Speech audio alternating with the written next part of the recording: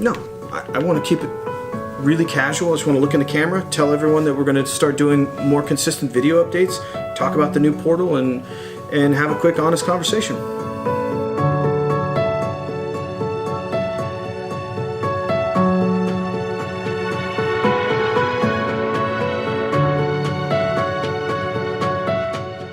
Welcome back, everybody. I have wanted to do video updates from the start of my takeover of WSHE. I think that giving a face to the name and staying consistently in contact with the shareholders is going to lead to a lot of transparency. It's going to help you guys see the process as we grow and develop, and give me an opportunity to speak directly with the shareholders on a consistent basis. Over time, I'll take you out on the road. I want to show you some of the projects. We will do a little bit of vlog style videos, and I'll take you along. We'll tour some facilities. I'll show you some of our partner programs and get a closer look at what we're doing as a company.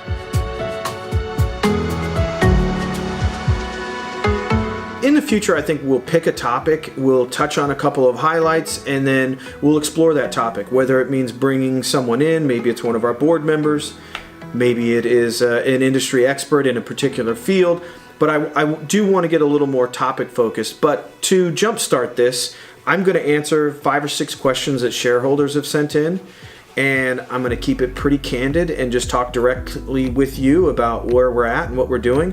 And hopefully, if you have follow-up questions, you can email those to me and send them over. I'm going to pull up some of these questions and just fire off answers. Okay, so the first question is, what is the OTC video portal you had mentioned in your shareholder letter? So that's an easy one. The OTC, on our side, on the OTC IQ, I can go in and there's certain information I can change and update for the company. Inside of the OTC IQ is a portal for us to communicate, and one of the options is to upload videos that can either be shared with shareholders or investors, depending on where we want them to go. But it's just one more opportunity for us to communicate as a group. I intended to use that a few weeks ago and quickly found out that the bandwidth that they allow, a really small file size on the OTC, so it really didn't do us a lot of good because videos were too large. So in the future, what we're going to do is exactly what we did with this video. We'll upload it to our YouTube channel, and then we will link that through the OTC.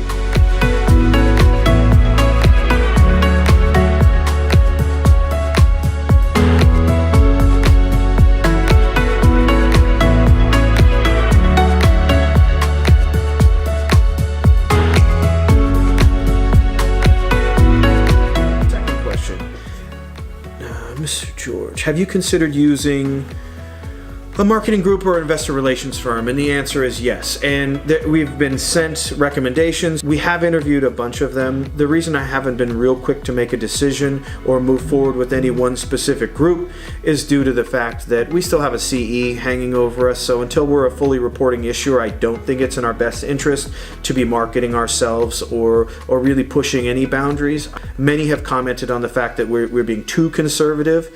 But I think just sticking to the theme of doing it right first, especially as we come out of the gates, I think it's important. We are in the cannabis space, so things that other industries may do don't fly with us. I think it's just we get a heightened level of scrutiny. It's important that we are crystal clear and very clean on all fronts, and I think in the long run, that'll be the fastest path to widespread success. So I just ask everyone to be patient with us. But yes, we have some really great IR firms that have put together compelling offers, and I think when it comes to cleaning up our presentation, tightening up our storyline, and how we're going to release certain information over the coming year, and how we'll handle our expansion into other markets and outside of the US, I think having a high quality IR firm will be an absolute cornerstone of our operation. So yes, it's coming very, very soon.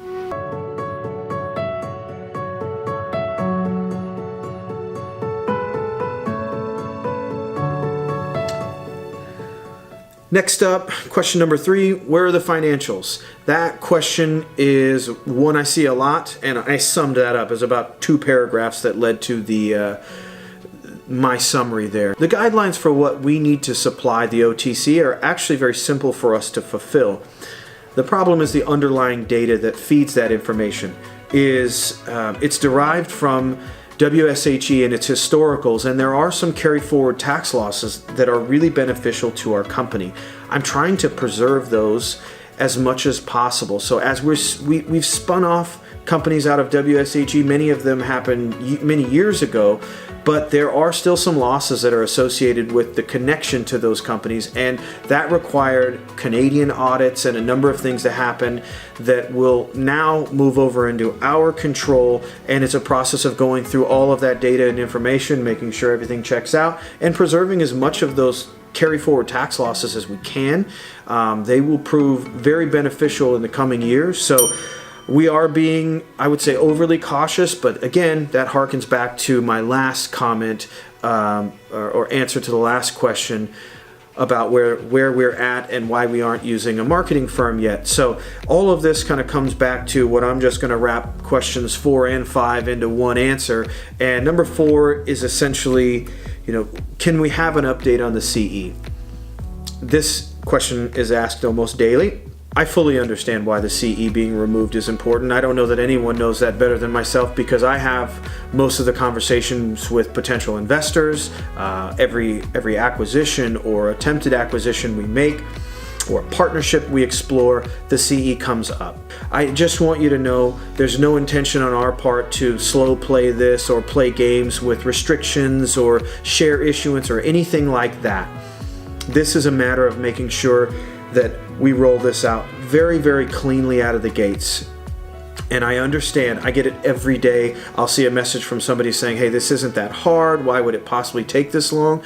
And I just want you to know, as an example, when we changed our name from eDebit Global to GreenLink International, it was almost 2,000 pages of documentation that were submitted to finish the changeover. So nothing when you're in the cannabis industry happens quickly or easily. So we want to make sure that any step we do take is done right and we get it done the first time.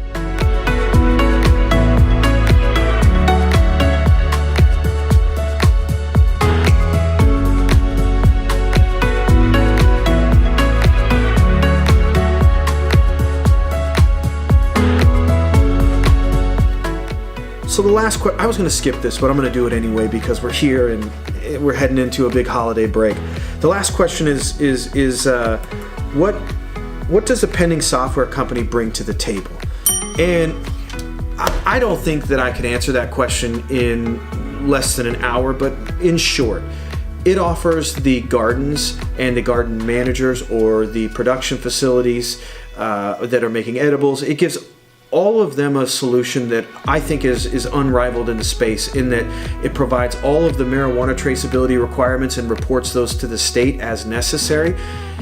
But it also includes all the non-marijuana inventory. If you haven't been around the cannabis space much, the amount of oversight and regulation can be crippling. So any tool that makes that job easier is very compelling. There aren't very many of them that are doing a good job, and I have never seen any that are incorporating as much of the non-marijuana inventory and truly giving a corporate infrastructure the ability to manage hundreds of facilities spread across the globe in a way that HISIS does. On top of that, it's a state-compliant traceability system in that the changes and adjustments that are made to plants inside of the system, or any variable for that matter, are reflected and reported to the state's compliance systems.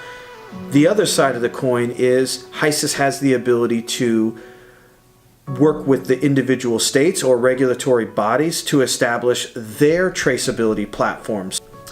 HISIS is an amazing tool for the cannabis industry, and I think it's going to reshape the way we do business. All of that information is going to prove to be wildly beneficial to the development of the industry, but I think it's also important to recognize its value in the agricultural industry as a whole. This would give large-scale ag companies the ability to manage operations on a global level and have a see-through all the way down to individual gardeners on the other side of the planet. So it is a compelling piece of software. I look forward to giving a more thorough demonstration, but I appreciate everyone's time. I know this has probably been a little long-winded. From our family to yours, we want to wish you a warm, happy holidays. Hope all of you stay safe, and we appreciate the patience and hard work from everybody on the team. I want to send one last thank you out to the shareholders that are active in the message boards. I don't have the opportunity to get engaged with the message boards very often, but a member of our staff does kind of collect the important notes that are being made or questions that people are putting out there. So we do see it, and it means a lot. You know, you keep our information correct and accurate, and if there are ever any issues, you guys are always really quickly jumping on the bandwagon and coming to the defense of the company, or making sure that the person has the right information. We do want to recognize the value that you guys bring to the organization, and most importantly, just say thank you. So a big thank you to everybody, and happy holidays, and hope you guys have a great rest of your December.